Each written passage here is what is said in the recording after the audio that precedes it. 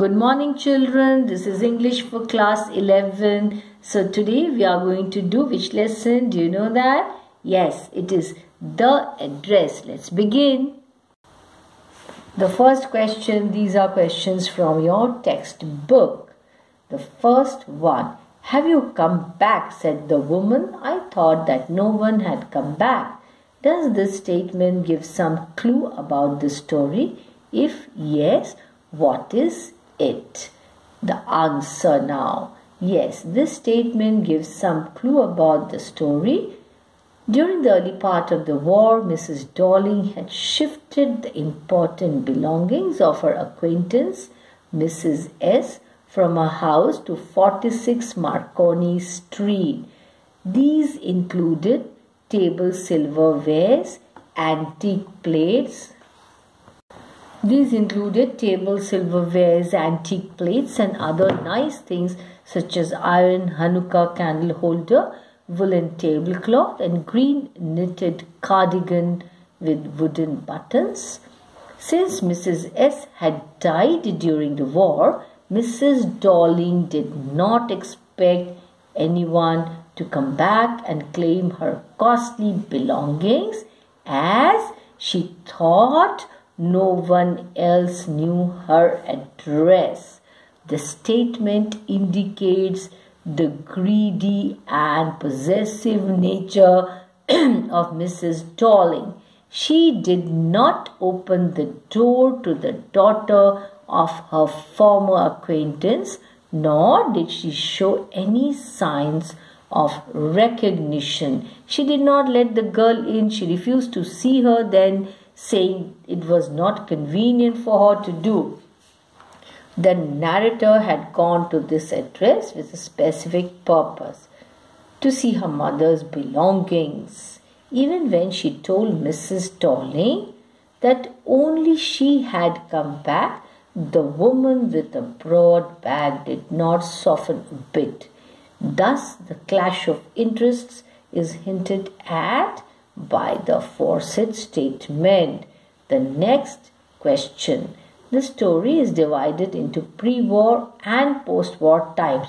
That means before war and after war. What hardships do you think the girl underwent during these times? What did she undergo? What hardships did she underwent? Answer. During the pre-war times, the narrator lived in some other city far away from home, and she invited her mother only for a few days. During the first half of the war, the narrator's mother was always afraid that they might have to leave the place and lose all valuable belongings. The narrator lived in a city in a small rented room. Its windows were covered with blackout paper. She could not see the beauty of nature outside her room. The threat of death loomed large. After the liberation, everything became normal again. Bread was getting to be a lighter color. She could sleep in her bed without any fear of death. She could glance out of the window of her room each day. One day she was eager to see all the possessions of her mother. That is the reason she went to Mrs. Darling's house at 46 Marconi Street. But she was disappointed when she went there. She went to that address. She felt disappointed when Mrs. Darling neither recognized her nor let her in. And this she did purposely because she did not want. The author, was so disappointed when Mrs. Darling neither recognized her nor let her in, and all these things she does purposely, children. She did it purposely. It was evident she wanted to put her off. She was eager to see, touch and remember her mother's possessions. So she had to take the trouble of visiting the place again. So that is the reason she had to visit. Okay, now we move on to the next question, that is question number 3.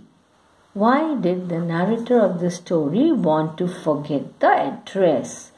The narrator remembered the address her mother had told her only once. It was number 46 Marconi Street. Her mother's acquaintance, Mrs. Dawling, lived there. She had stored the valuable belongings of the narrator's mother there. After her mother's death, the narrator had an urge. The urge is an intense desire, children. That is the meaning of urge, to visit the place. She wanted to see those things, touch them and remember. She went to the given address twice. Now, she had gone there, children, with a lot of hopes. She was successful in her second attempt to enter the living room. She found herself in the midst of things she wanted to see again. She felt oppressed in the strange atmosphere. Everything was arranged in a tasteless way. Things looked so ugly, dirty and all that. The ugly furniture and the muggy smell that hung there seemed quite unpleasant. These objects evoked the memory of the familiar life of former time, but they had lost their value since they had been separated from her mother and stored in strange surroundings. What is the strange surroundings here? They were in Mrs. Dawling's house, and she did not take care of those things. She had kept it in a very tasteless manner, all very dirty. She no longer wanted to see, touch or remember these belongings. She resolved to forget the address. She wanted to leave the past behind, and she decided to move on in life. That's a way of nature, children. All the bad memories with which sadness is associated, you have to leave such memories behind, because there's no other go also. Yes, children, no other option. You have to move on in life. Life goes on. Next question. The address is a story of human predicament that follows war. Comment on this. Here's the answer, children. The war creates many difficult and unpleasant situations for human beings, and so many bad things happen, destruction. War always leads to what? Destruction. And what else? The saddest of all, loss of human life. Sometimes it becomes difficult to know what to do. The human predicament that follows war. The human predicament that follows war is amply illustrated through the experience of the narrator.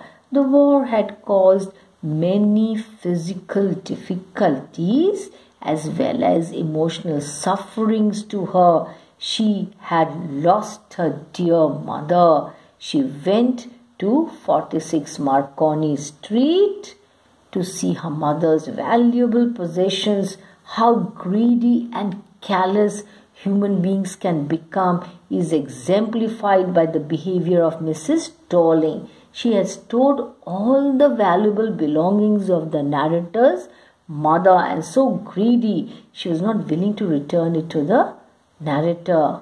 But she refused to recognize the narrator. She did not even let her in.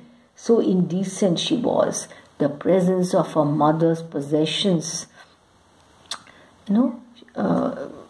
it had made her very greedy. How greedy and callous human beings can become is exemplified by the behavior of Mrs. Dawling. She stored all the valuable belongings of the narrator's mother. She doesn't even recognize the narrator.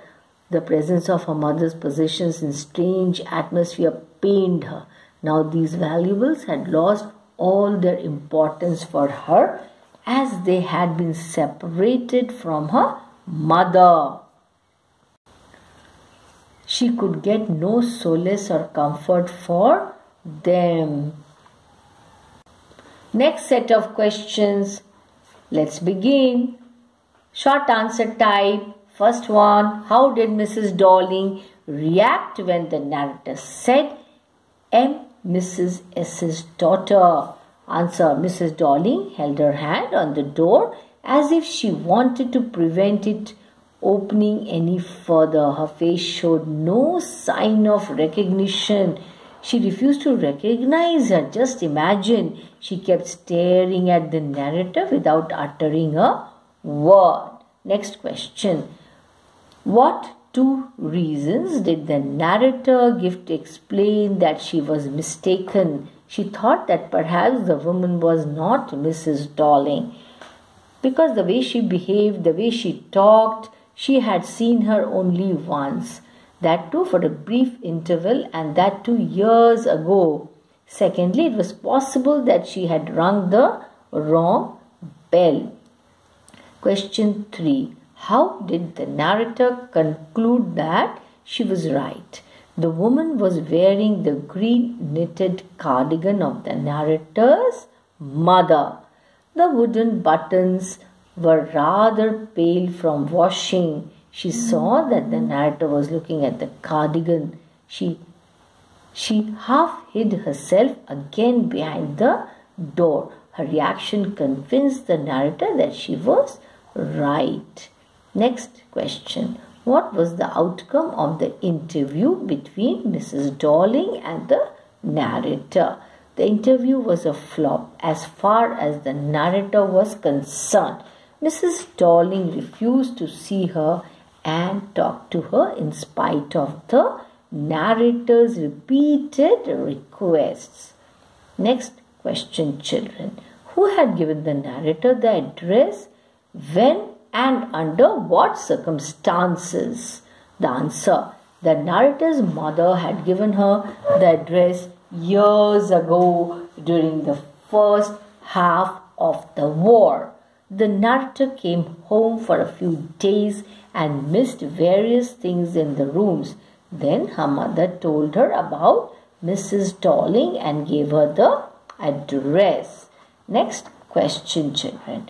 What did the narrator learn about Mrs. Darling from her mother? Let's review the answer. Mrs. Darling was an old acquaintance of the narrator's mother. The latter had not seen her for several years. Then she suddenly turned up and renewed their contact. Every time she left that place, she took something with her: table, silver, antique plates, etc. The next question. What reason did Mrs. Darling give for taking away the precious belongings of the narrator's mother? Mrs. Darling suggested to the narrator's mother that she should store her belongings at a safer place. She wanted to save all her nice things. She explained that they would lose everything if they had to leave the place. The next question, children. What impression do you form of the narrator's mother on the basis of her conversation with Mrs. Darling and the narrator? Let's have a look at the answer. The narrator's mother was a kind-hearted, generous and liberal lady. She was fond of collecting valuable things. She's more worried about the physical risk to Mrs. Darling than losing them to her. She thought it an insult to tell her friends to keep those things forever. Next question. Did the narrator feel convinced about the view of her mother regarding Mrs. Darling? How do you know? The narrator did not feel convinced about her mother's concern for Mrs. Darling. The latter was keen on removing the precious possessions of the narrator's mother to her own house. It seems that the narrator did not like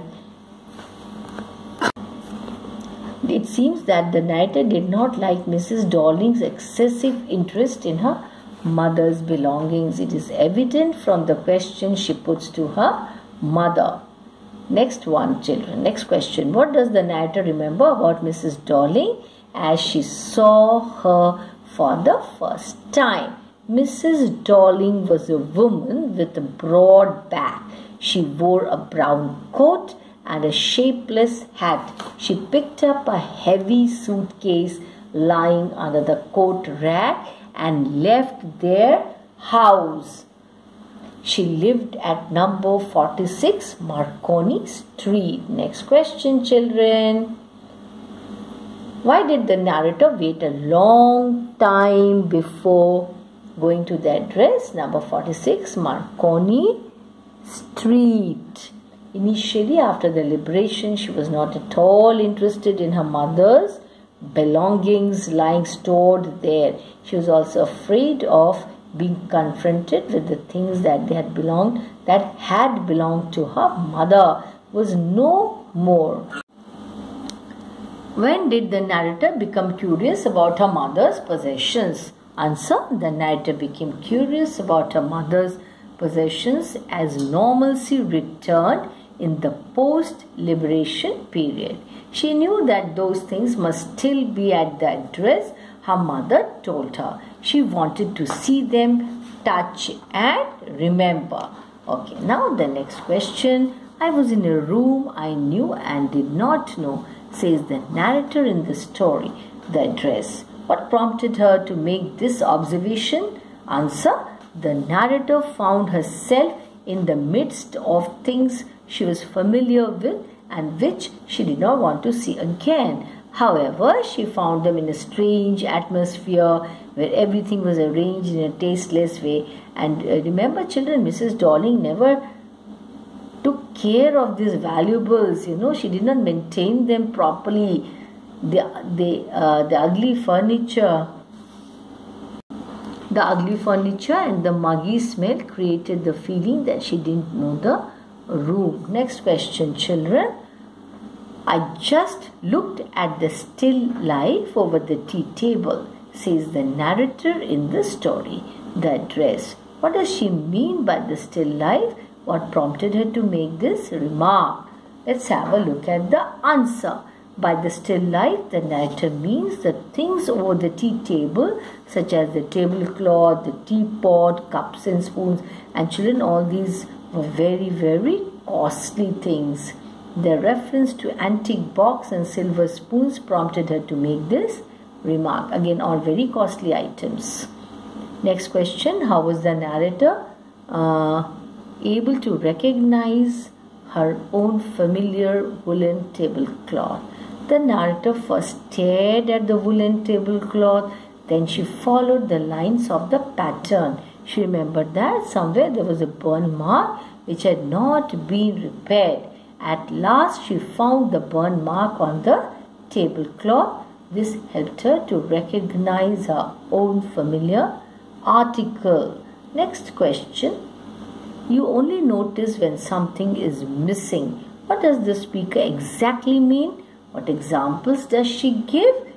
Answer. The speaker says that one gets used to touching one's lovely things in the house. One hardly looks at them anymore. It is only when something is missing that it is noticed, either because it is to be repaired or it has been lent to someone. How did the narrator come to know that the cutlery they ate of every day was silver? Once that, see, Mrs. Darling,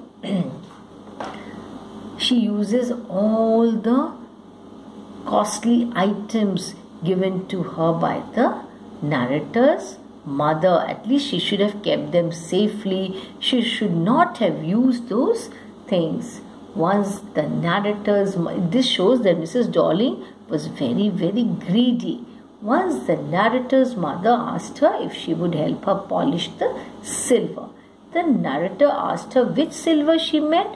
Her mother was surprised at her ignorance and replied that it was spoons, forks and knives, that is the cutlery they ate of every day.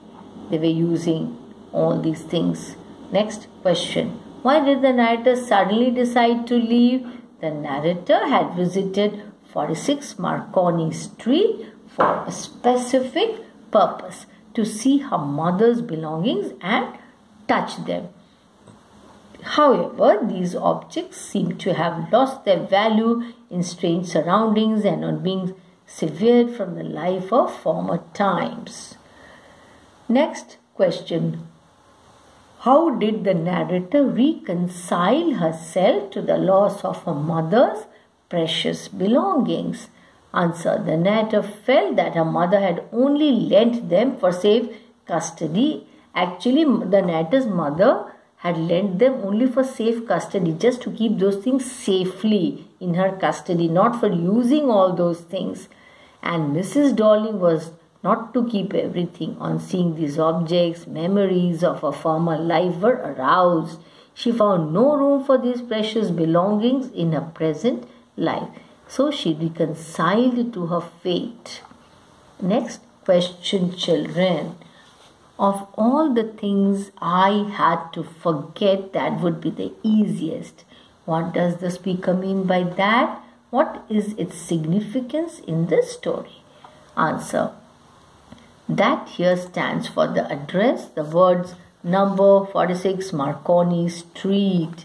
That is, the address recur throughout the story. The address is important for the narrator at the beginning of the story.